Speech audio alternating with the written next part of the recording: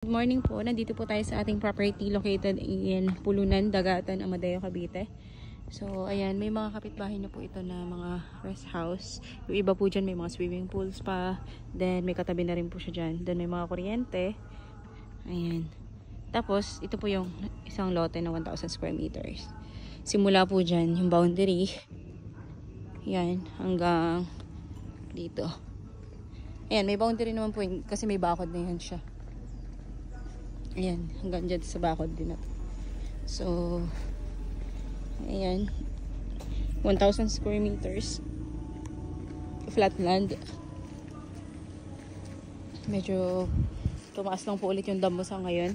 Kapapalinis lang po nito. Yun nga lang, nag-uulan po this past few days. Mabilis po tumubo ang damo. So, ito po yung road. Ayan, 2 lane po ito. Ganyan siya.